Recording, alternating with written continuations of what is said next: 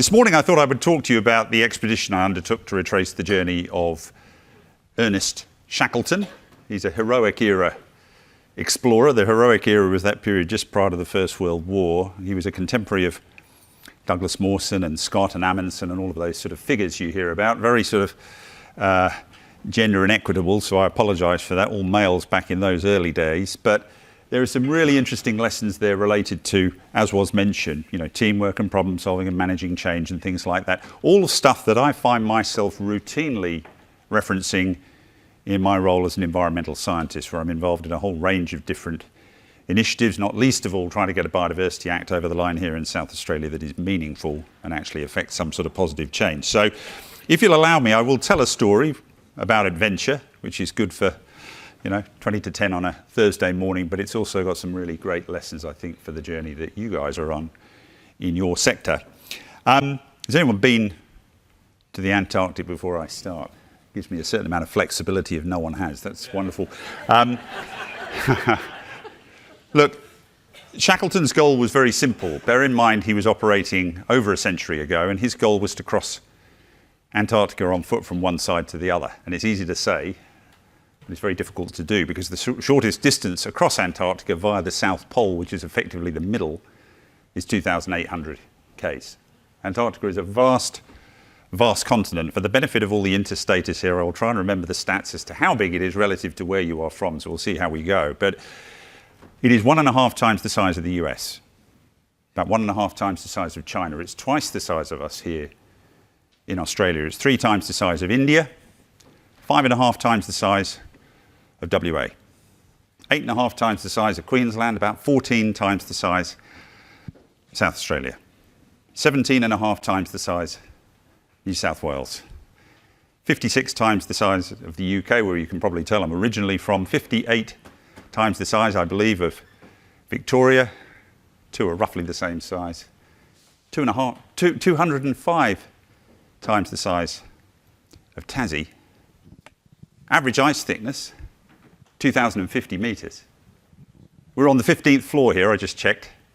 Floor is about 3.5 metres high, so we're about 50 metres up. So the average ice thickness, when you have coffee after this and look out, is 40 times the height of this building. That's the average.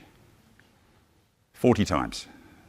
Thickest ice is almost 5,500 metres thick. So think ice 110 times the height of the building in which we're meeting when you go out and have a look for a coffee at the break time. 97% of the world's water is in the ocean. Of the remaining 3%, 2 is actually in Antarctica's ice. And 8.1 billion of us survive on the remaining 1% of the world's water. And quarter of that, in fact, is in Lake Baikal in northern Russia. So actually 8.1 billion people survive on 3/4 of 1% of the world's available water, if you're interested. Which means, inevitably, the next conflict won't be about rare earths or physical space or even agricultural land. It'll be about water and the lack of availability of it and the uneven distribution of it. This shot here is me on a bid to cross Antarctica in 1999, pulling my 200-kilo sled and suffering terribly and that kind of stuff. And I'm coming out of the screen towards you in a shot taken 600 k's from the South Pole. So the South Pole is still 600 k's out in your direction. The peak there is the last one I saw. That's about 1,000 metres bigger than Mount Kosciuszko, but that's only the top 100 metres sticking out of the ice. The rest is buried. And there is a mountain range the size of the European Alps between where I took this shot and the South Pole, still 600 k's in your direction. None of those peaks physically big enough to poke through the ice, so you're walking over the summits of those mountains on your way to South Pole.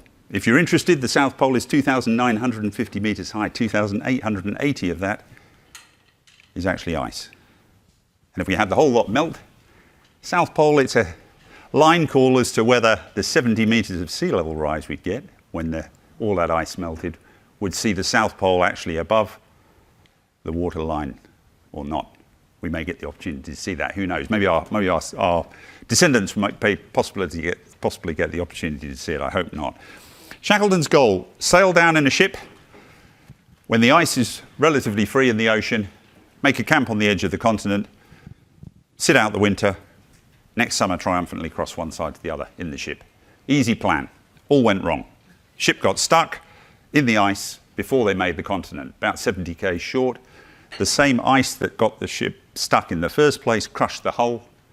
In the end, the ship was not going to sail away anywhere, and it was actually only held up by the ice packed tightly around the hull. As soon as the ice moved apart, down went the ship. And you can imagine the scene. Mast dips below the ice. After having been stuck, by the way, for 10 months on this ship, eating all the valuable food and provisions and water before that actually happened, you can imagine the men were in a state of considerable panic when they gathered around Shackleton to find out what he as the leader had to say about what would happen next. And apparently, as the story has it, he said, "Men, today we go home," or something very heroic, with no real right to use that kind of language, because how was he going to save them from the circumstances they found themselves in? No one knew where they were. They'd used much of their food. They'd had to feed weakest dogs to strongest dogs, eat some of the dogs themselves. It was desperate stuff. Winter was still approaching. They weren't going to survive it. They had 3 little rowboats off the ship as their only means of transport to escape from Antarctica to get to somewhere with people. And you've got the prospect of the roughest ocean in the world and thousands of kilometers of the roughest ocean in the world to try and effect that kind of journey. Things were looking extremely, extremely bleak. What did Shackleton do? Had them doing language lessons, lectures, playing games of soccer, gathering food. You know, you don't have a kick around if you think you're going to die, and it gave everybody the feeling that Shackleton had the measure of the circumstances they found themselves in. It was very clever framing. Made people, it normalised these extremely abnormal circumstances in which they found themselves. One man was hungry, everybody got fed, even though they didn't have very much food. Bear in mind they're sheltering under the 3 6.5 metre long keelless rowboats and a few tents they'd managed to get off the ship before it sank. He moved the men round, stopped cliques building up, made sure nobody felt marginalised. One man was hungry, everybody, as I say, got a little bit of food.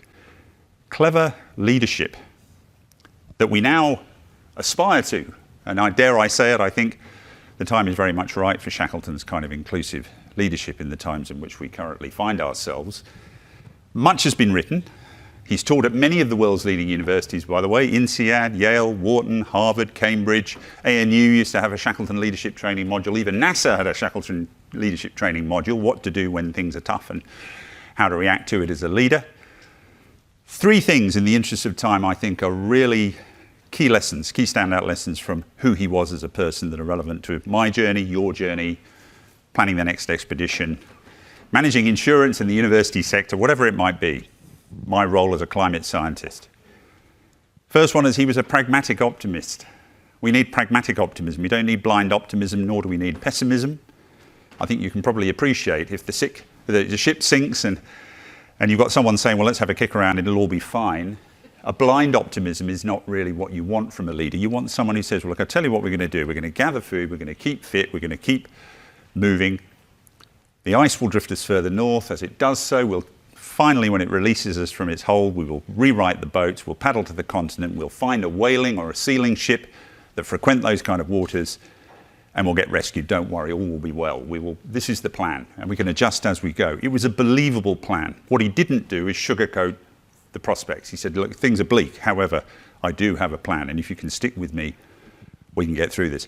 If that is not a message for the climate change world in which we find ourselves, I can easily spend 45 minutes talking about statistics. I really appreciated Luke's presentation before because he's someone who can remember numbers. I too am someone who likes to remember numbers. I can tell you we have the highest CO2 levels we've had for 2 million years in the atmosphere at the present time. I can tell you that the oceans are 30% more acidic now than they were at the beginning of the Industrial Revolution because they have absorbed 90% of the CO2 humanity has ever put up into the atmosphere. I can talk to all of those sort of statistics all day long, but I would rather focus on a kind of pragmatic optimism. 8% of the global carbon footprint is food waste. Stuff the farmer grows that the supermarket won't take because it's strangely shaped or whatever. Or you buy and then it rots in the fridge and you don't consume it. These are not esoteric, difficult to get your head around issues. Yes, we all have a small role to play, but nevertheless, they're pretty prosaic sort of issues. 30% of our carbon footprint in this country comes from the energy required to heat, light, and cool buildings. Universities are full of that. I think we have, the statistic I read was we have 6% of Australia's population are at university. That's 1.6 million people with all the buildings and infrastructure associated with that. You're consuming energy at the peak times of the day when students are actually on campus if they're not coming in from remote areas. And indeed, that represents a big transport footprint associated with physically getting them there, particularly if they're overseas students. Not all the time, but suffice to say, universities have a big, significant role to play.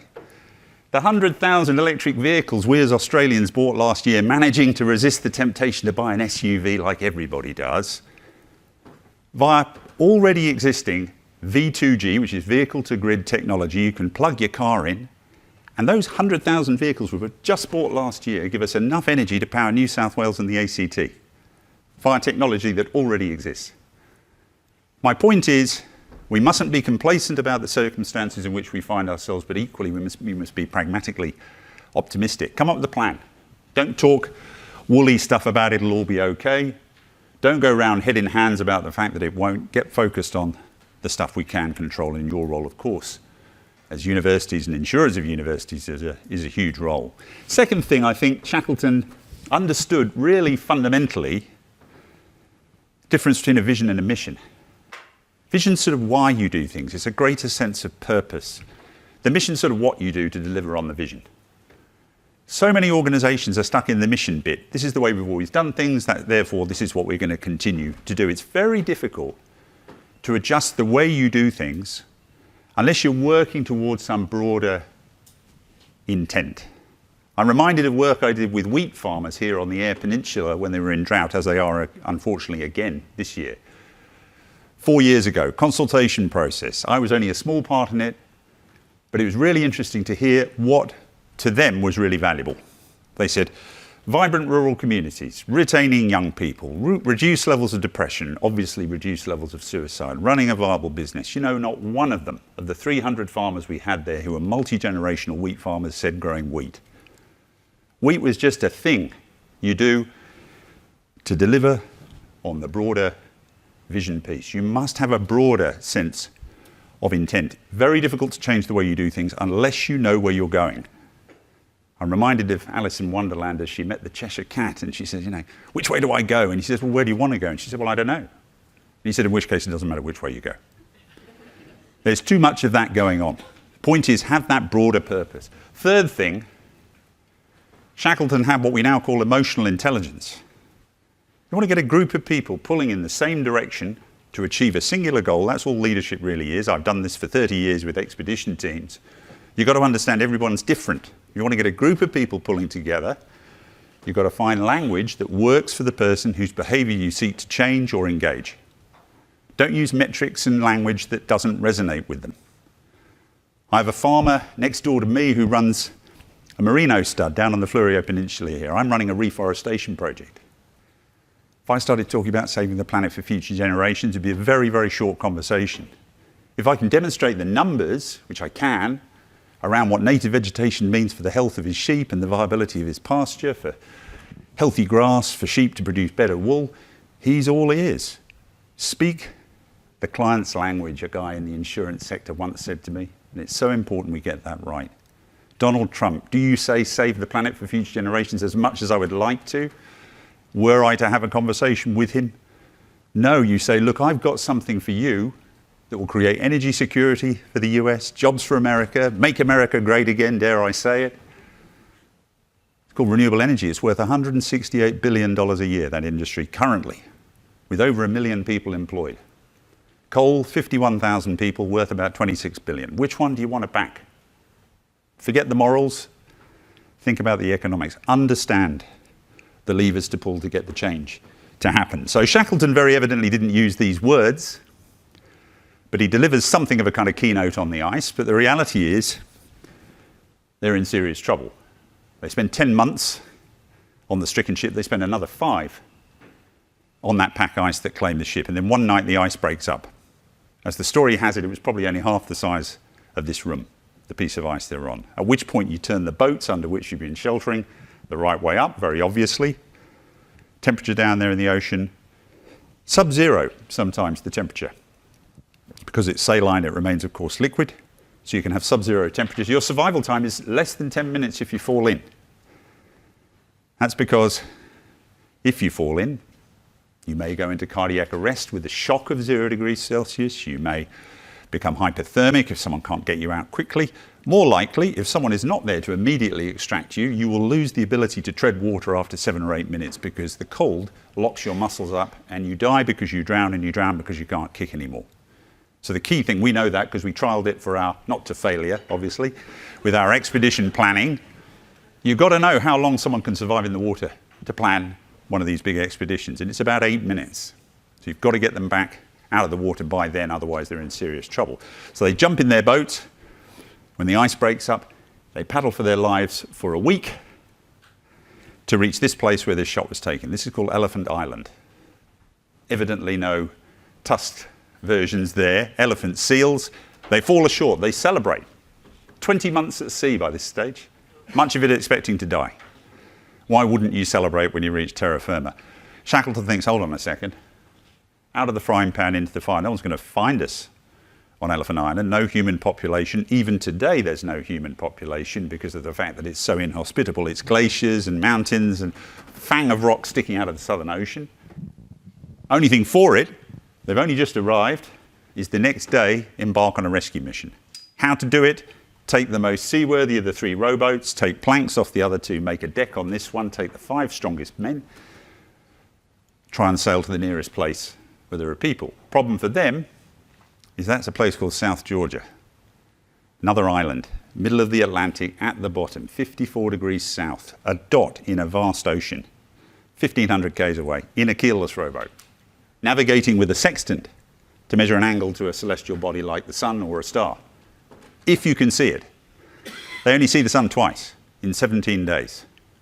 They have 2 storms, massive hurricane, seas 5 or 6 times the height of ceiling to floor in here, from peak of one wave to trough of the next. Getting routinely wet. They're wearing cotton smocks, don't forget. Woolens, leather boots. Antarctica is the driest continent in the world, by a long way. Adelaide, as I say, we've got the record books out this year. We've had about 100 days of dry until pretty much today. Some places in Antarctica, no precipitation for over 1.5 million years. It is extremely dry. That whole ice cap is a historical feature, which is why we're so scared about the thing melting, amongst other reasons. He takes the 5 best men.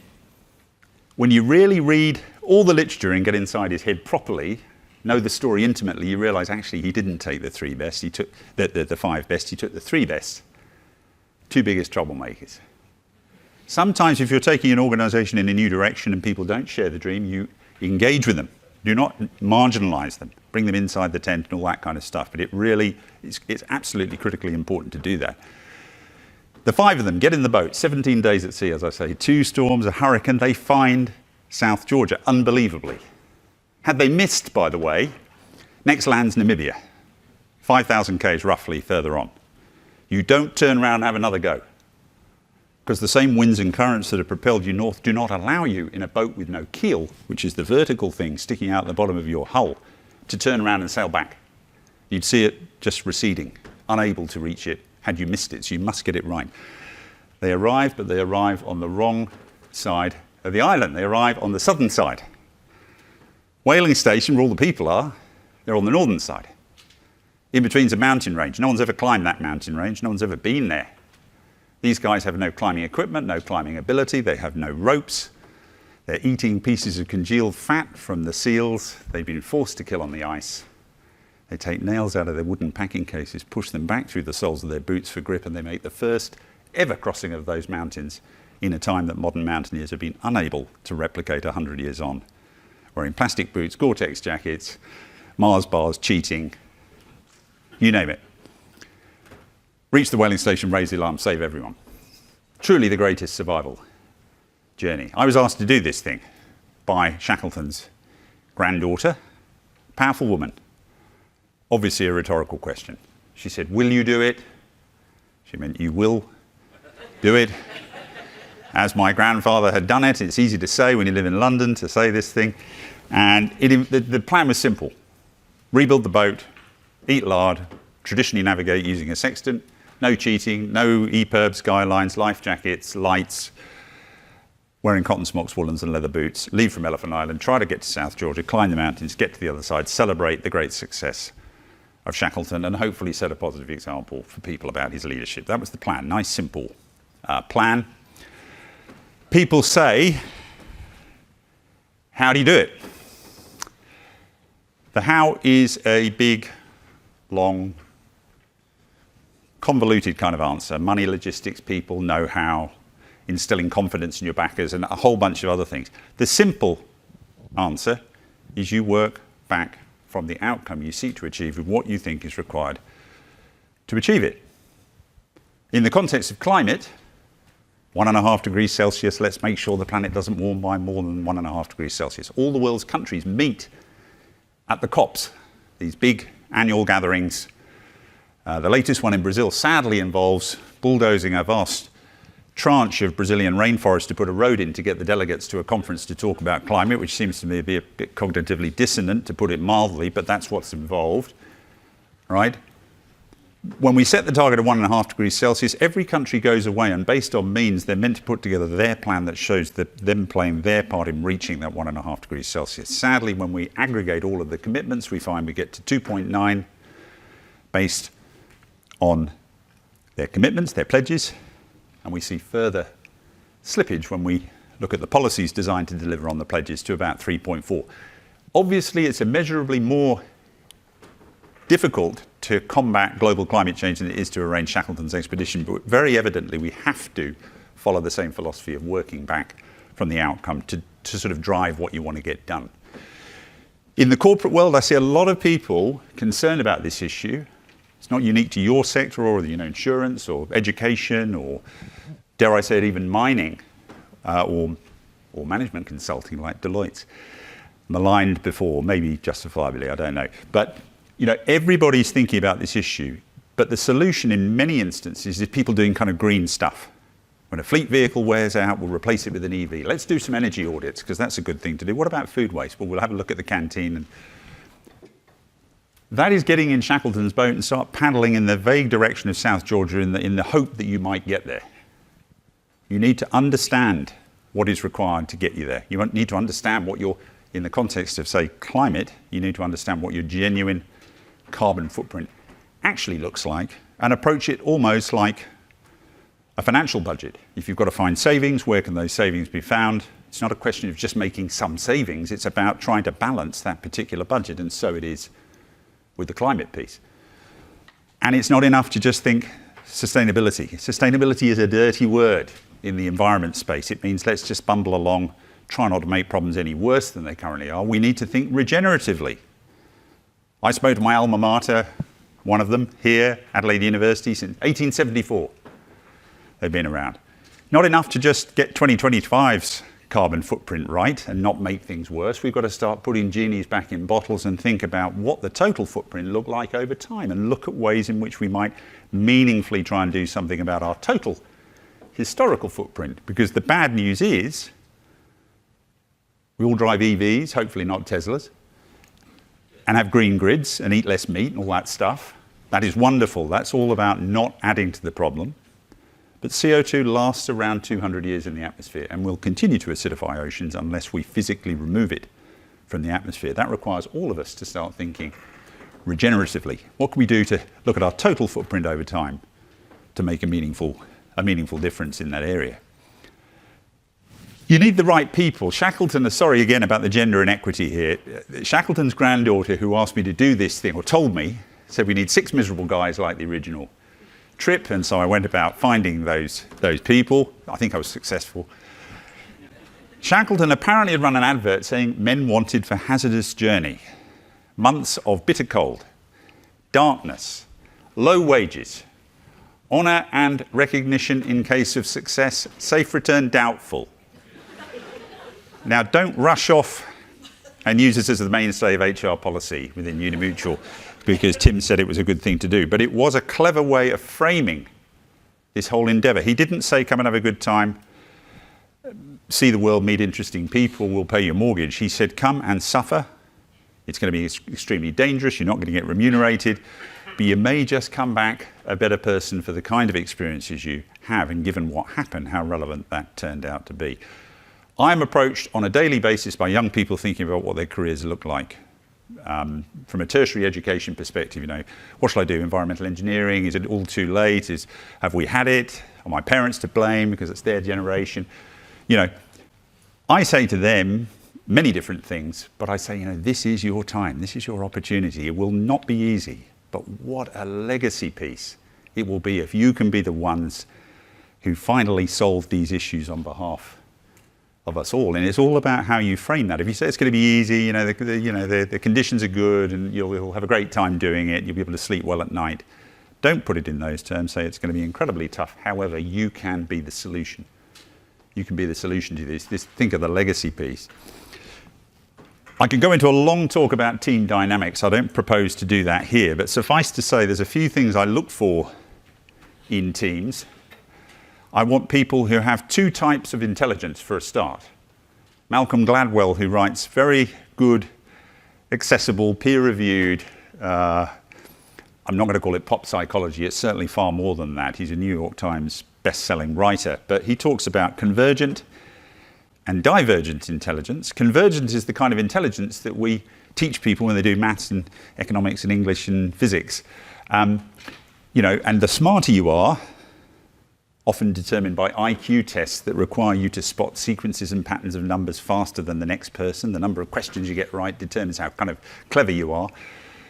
That is convergent intelligence, but we also are desperately in need of divergent intelligence. People who can see the problem that needs solving in a landscape that is constantly evolving and changing and need the capacity to think laterally. I grew up in Singapore. I went to school in Singapore. We had the highest, as they were then, A-level results in Singapore. 145 people in my year. 130 of them got 4 A's in their A-levels. That's just kicking it out of the ballpark. And I mean this very, very respectfully. And in fact, there's been much public comment made about this by Singaporean policymakers.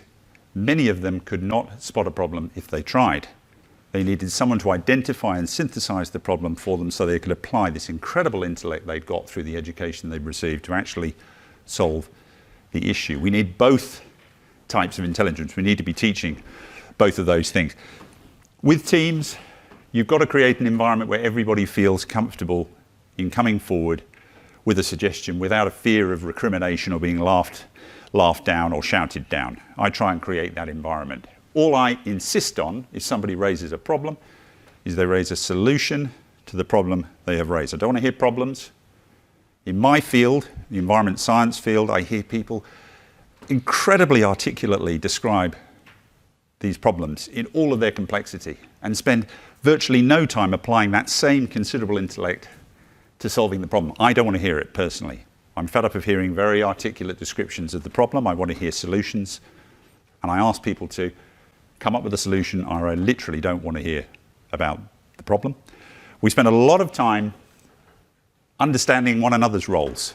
A lot of silo-based thinking goes on. Universities as a sector are not immune from that, far from it. Each one of us knew how to do 75 to 80% of the other person's role.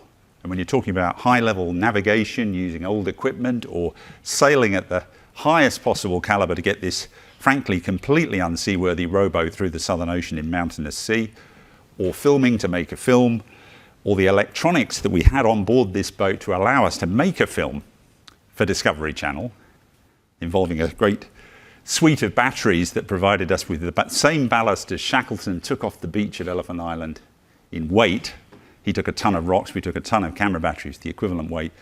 You need to have a very good understanding of one another's roles, because one redundancy and suddenly the whole system can break down, and you train for that. You really train for that. So there's so many aspects to the team dynamic. Very briefly, who they are. Nick is the white beanie. He's a round-the-world sailor. I remember first meeting him. I didn't have a sailor at this stage. I'm a climber. I got him excited. I got him excited with the passion of it all. I said, Shackleton, same way as Shackleton did it, same old boat, eating lard, suffering. And he got excited. I thought he's the right guy. And he said, look, going on your proviso of raising, problems but solutions, I think we're going to die on the Southern Ocean the way you currently have things planned, with all respect. However, here are some of my suggestions. If you like it, we can work together. If not, no hard feelings. I liked him. He said we need Paul, beige beanie, hothead, but works together well with Nick. They trust one another. They can supplement one another's skill sets really well. He was our navigator. He's from Melbourne, 7 world records in sailing. I was the weakest link in a very strong team. You've got to be very prepared. And I know this doesn't come naturally in a very hierarchical kind of environment, dare I say it, like academia, to naturally sort of recruit in people that are better than you and then give them recognition. Great to bring people in and get recognition for what they've done, you know, but bring people in and genuinely give them recognition for their involvement. That takes a certain, dare I say it, confidence. When this expedition finished, spoiler alert, we did survive. I guess I'm here, so that's obvious. Each one of those guys in the hour-long kind of, in inverted commas, exit interview they had with Discovery Channel, each one said that they felt their role was the key role that made the whole thing successful, which, of course, deeply offended me, I have to admit. And then I thought, hold on a second, maybe that is actually a good measure of success, that each person genuinely felt that it was their thing that made the whole thing successful. You know, the sailing, the boat building, the climbing, the filming. 3 from the front, Seb Coulthard fixes helicopters for the Royal Navy. He has to get a helicopter that's been in one theatre of combat, make it ready for another one. He's given no time to do it. Sniff of an oily rag kind of stuff. Great problem solver, great guy to get the boat built. 2 from the front, my climbing partner Baz. He is the head of outdoor survival for the UK Armed Forces, although he's just recently taken on a role as beefeater at the Tower of London. So he's just retired recently in his late 40s, so watch out. He claimed to have a sense of humour, which nobody ever disputed, obviously, on our trip. And he was our cook, terrible cook. And the guy at the front, Ed Wardle, another great guy, summited Everest 3 times. And the UK's former freediving champion. Deep as you can go on a single breath, back up again. 260 feet, by the way, in the old money. You know, about 80 metres. So we knew he'd survive, right, out of everybody on this trip. Recruit better than you. Create an environment where everybody feels they can speak their mind. Focus on, yes, problems, but problems married up with solutions, and understand one another's roles. And give recognition. You can't get people doing this stuff unless you genuinely give recognition for their involvement. This is the boat named after the granddaughter who asked me to do it. 2 things I'll say about it. One is we ran a very exhaustive risk assessment of stuff we felt could go wrong for this expedition. That involved everybody being honest. Don't fear conflict, invite it when you're planning these things, respectfully, of course, but invite people to really speak their mind about what they think the prospects are for this thing being successful. Tell them to come up with the fears they have, get them to focus on solutions, absolutely. But you really want that list of things, 171 line items of a spreadsheet we come up with of stuff that we felt could go wrong, and we left with about 30 completely unresolved. But that at least formed the basis upon which we proceeded. Nobody went into it not knowing what they were getting themselves into. The last thing you want is someone who felt too scared to speak their mind. They sit back, you get down there and they go, well, this is what you meant by big C. You know, I'm not sure if I'm ready for this. Everybody's got to be prepared to speak their mind. The other thing is, I had a TV production company, 2 broadcast partners, so Discovery Channel and PBS in the US, and 4 corporate sponsors putting a lot of money into this thing. I had fortnightly phone hookups with them on what would have been Zoom today, probably with Skype back in the day. And I really thought they would want to hear about the planning, the budgets, the risk. They just wanted to see pictures of the boat. They said, oh, how's our boat coming along? You know. So after 2 or 3 of these meetings, I thought, well, I'm going to give the people what they want. I would show them the boat, I would show the planks going on, they were getting excited, the momentum was building. There's a critical element to this, you know, seeing is believing. We are very evidence-based creatures in our own way, but we need to see that something's happened. If you want to take an organization in a new direction, you need to show tangible evidence that all the policy speak has actually resulted in a deliverable. It's what is so difficult about communicating climate change. You can't see and get people excited about 423 parts per million of CO2 in the atmosphere. You can't see it. Therefore, it's not real. Melting glaciers, fires, floods, drought, terrible as though they are, they at least, if you can attribute them to our emissions, represent a tangible thing you can show to people. You must find those tangible things to show people, to keep yourself motivated, to keep detractors motivated, to keep backers motivated, to keep your team motivated. And look, we don't have lots of shots of us at sea in the boat because there wasn't really anyone there. But the boat that took us to the start towed us in. It was a yacht, had a small motor. Maximum speed of that boat about 3 knots, so they're not a kind of a battleship or anything. We paid for it. They towed us to the start, and this is us setting off on a calm day from Elephant Island. where Shackleton left from. Life on the boat, that's not a life jacket, by the way, the thing that guy's wearing. It's a harness to hold a camera to film when your hands are otherwise predisposed, because steering involved pulling on ropes left and right. No tiller, which is a handle that links to the rudder. Shackleton didn't have one, so we didn't. You're in a space about the size of a queen-size double bed. 6 men living in that. One's on the helm, the other 5 are crowded round a tiny space sitting on top of camera batteries. You are being violently sick into 2 fetid, steadily decomposing reindeer skin sleeping bags that we all had to share, and you've got about 15 mils of wood planks between you and 0 degrees Celsius of the Southern Ocean. And you cannot crank the stove up to get warm, because it's a Kero stove and you'll asphyxiate yourself. So the only drying that really happens, occasionally we've got it going, most of the drying that happens is your own body heat, drying off your clothes as you sit in a static position, shuffling around steadily until after 5 hours it's your turn to back up on the helm of the boat, where you're standing in normally knee-deep 0 degrees Celsius seawater in cotton smocks and woolens, which are not waterproof, pulling on ropes left and right with hands that can barely feel after about 10 minutes and getting waves crashing over you. And you're fearful going down big waves, that you might be rolled or capsize. We knew in the event of capsize from all of our trialing we could never get that boat back upright. We tried it and tried it and tried it. We only managed it once.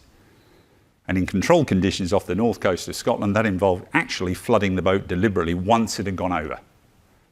Opening air vents on the deck, pointing down in the event of capsize, letting in water in darkness, in a real situation in a storm in the Southern Ocean, and the water would be 0 degrees Celsius, getting it up to about just below your chest, turning those air vents off, big wave picks you up, slops the water over to one side, and the remaining 4 men on board, because 2 would be in the water, took 2 to steer in a storm, 4 of you left below, throw your weight that same direction, and you hopefully create enough momentum to get the boat back upright, in which case you're scouring the ocean for the people. Not going to happen. Good to have that conversation before you go and understand, so you can build that resilience in people. Understand what the challenge looks like, get them motivated for the challenge. Lessons: break the enormity of the challenge down into small pieces. You never think about the heroism of South Georgia emulating Shackleton. You think about the next watch, the next wave, the next hour of drying your clothes before you shuffle around and get the next micro sleep. You know, it's really about breaking the total down. It's about celebrating success along the way. Celebrate any small success. Seeing the sun on day 4 and day 17, they were, day 4 and day 11, sorry, they were big successes as far as we were concerned. Control what you can. Don't worry about the rest. Don't worry if somebody says to you, in this country we hid for years behind the fact that we're only 1% of the global carbon footprint. Why should we worry? Actually, we have a really positive example we can set if we decide to leave our immense fossil fuel wealth in the ground and find an alternative way. That's the biggest lesson we can generate. But we also have this enormous opportunity to generate savings to the tune of 7 to 8% of the global carbon footprint by using our abundant renewable energy opportunity. We just have to decide to go down that path. And I can talk to you afterwards. There's a lot of stats around how we go about that journey. But don't rely on the fact that the issue is so overwhelmingly large to allow you to not feel that you can make a contribution. As I say, university sector, that's a very large number of people. 6% of Australia's population is 1.6 million people at university level or in university. That's a huge army of people that can be mobilised. And as I say, the infrastructure you have, the footprints you have, whether it's transport or accommodation costs or just running the buildings more generally, enormous footprint, enormous role that you have to play. Again, in the interest of time, not many shots of us. In fact, this is the last one of us heading off into the first of the 2 storms we had. I'm a climber. I'm used to a bit of danger, a bit of jeopardy and, prospect of falling and things like that and bad weather. But with sailing, to state the bleeding obvious, when the wind and weather comes in, it's moving above you and it's moving below you, and there's nothing is sacred anymore. It's a terrifying environment to be woken from slumber, semi-hypothermic, in a crouched position after 5 hours stiff, and you open the hatch and suddenly you're in the maelstrom of the Southern Ocean waves crashing in, and you're facing massive waves. You're going down with the boat ready to capsize at any moment, and you're it. The other guy hands you the ropes. He goes down, starts drying his clothes, and you're up, and it's up to you. You know, we saw the sun twice like Shackleton. Great to be spending all your time working your massive challenge down into small increments, but you've got to periodically take a step back and see whether all of those small increments that are all you can bear psychologically are actually getting the job done. So you do periodically have to step back and reevaluate, which we did. And the opportunity to see the sun twice gave us that opportunity to see whether all of our navigation and collective effort was actually getting us to the final destination. And look, I don't have time to talk about it, but in the interest of time, you know, we coming into, for those of you who live in South Australia, think Kangaroo Island on steroids in terms of the roughness of the ocean crashing into the rocks. And you can imagine what South Georgia is like, where the mountains are 10,000 feet high, straight out of the sea, big sea state, 2,000 kilometers of ocean, all pushing you into the bottom of the island. And you're in a keelless rowboat. You can take the sails down, you can row backwards.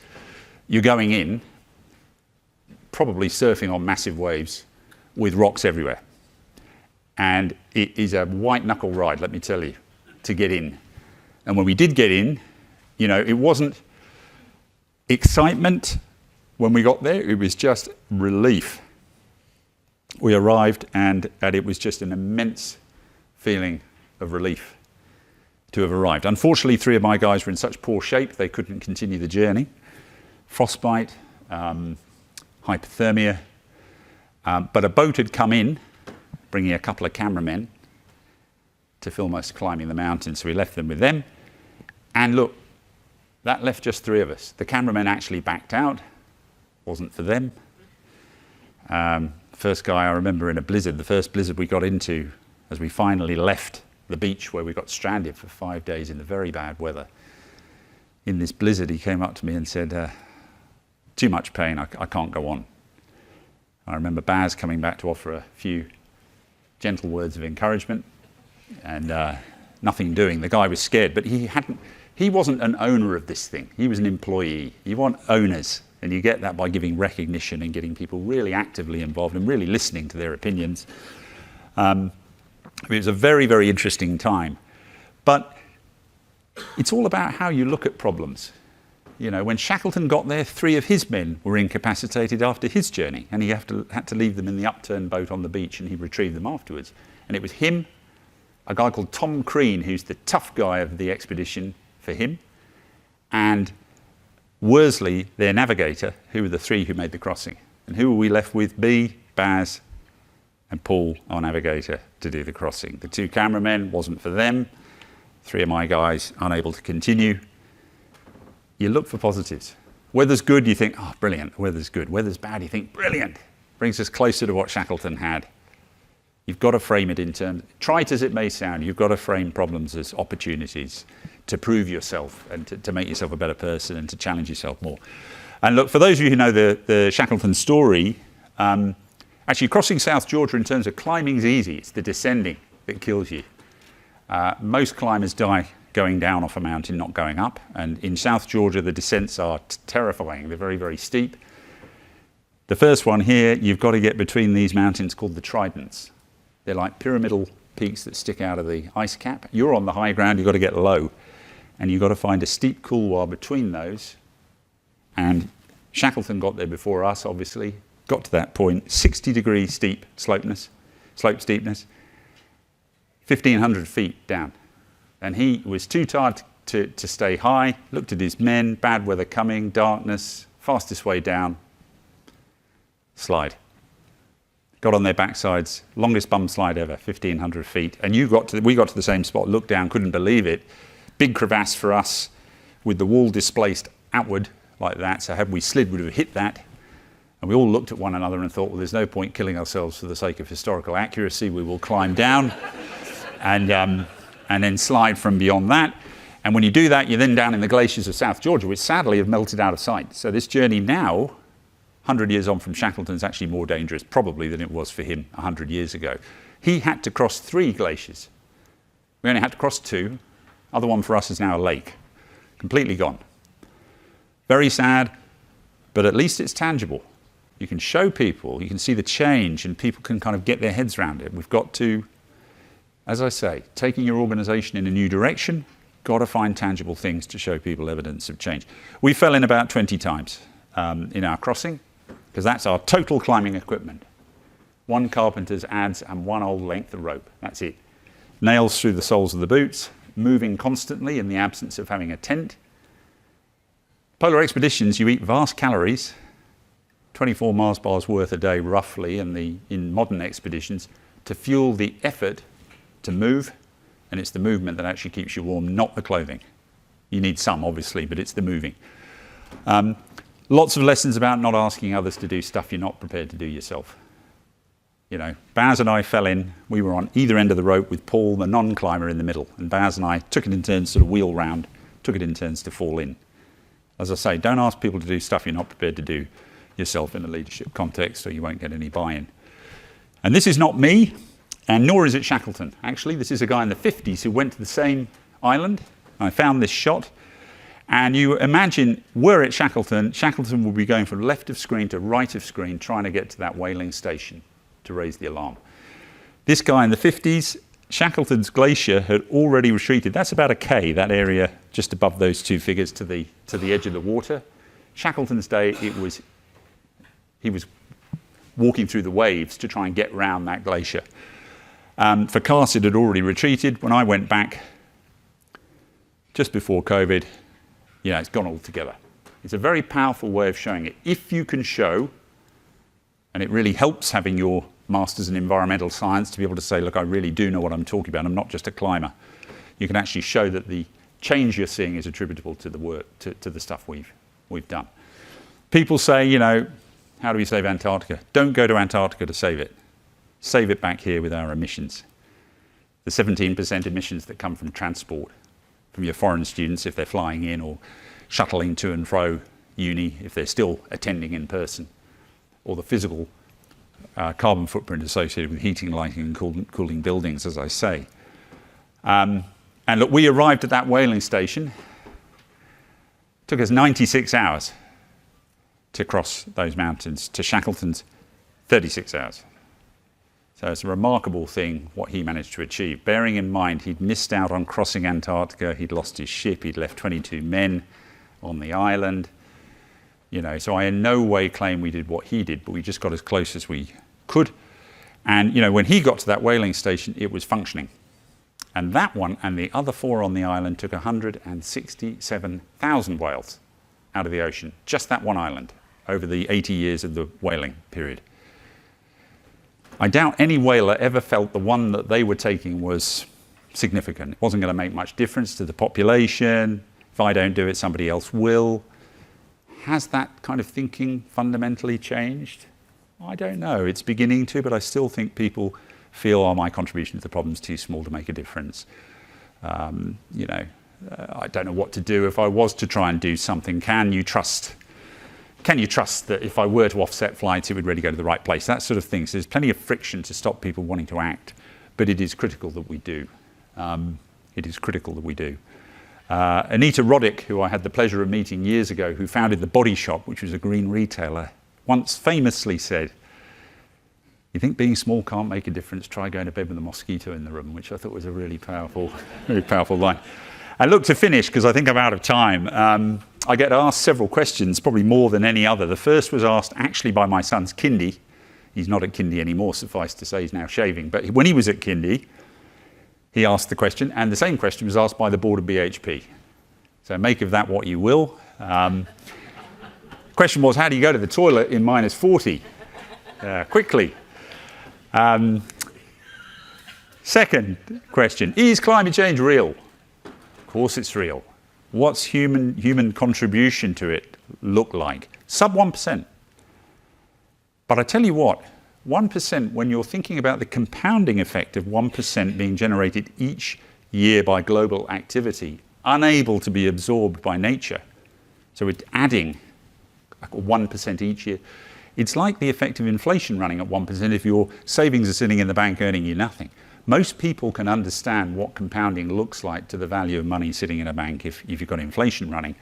And we've kind of got an inflation situation going on with respect to carbon and other greenhouse gases in the atmosphere that we just cannot deal with. And we're seeing that accumulation over, in our case, centuries since the Industrial Revolution started. Good leaders born or made. We can all be a good leader, but you've got to be passionate.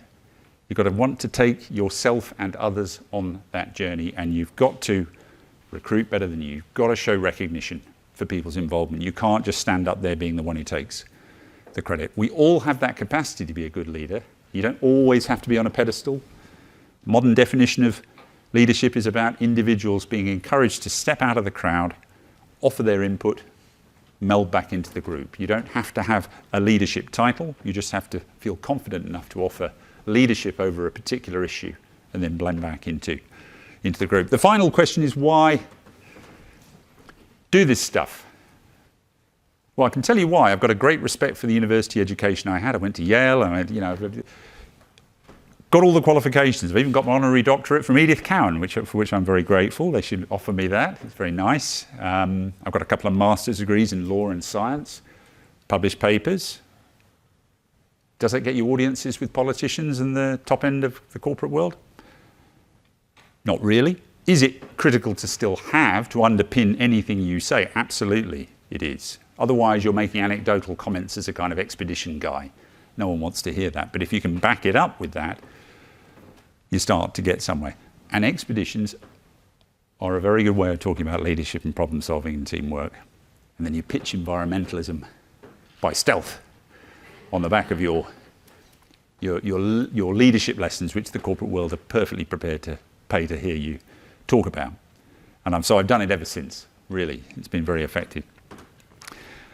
I think I'll finish with one line that anyone who's heard me speak before will have heard me use before, but I think it's a good one. It was a journalist who came up to me a few years after this expedition, and he wanted to write the expose about this thing. Did they have a GPS?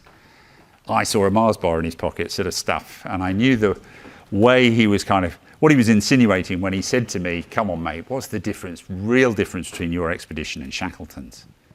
I said, the difference really is that Shackleton was trying to save all his men from Antarctica. Our goal now is to save Antarctica from humankind. Thank you.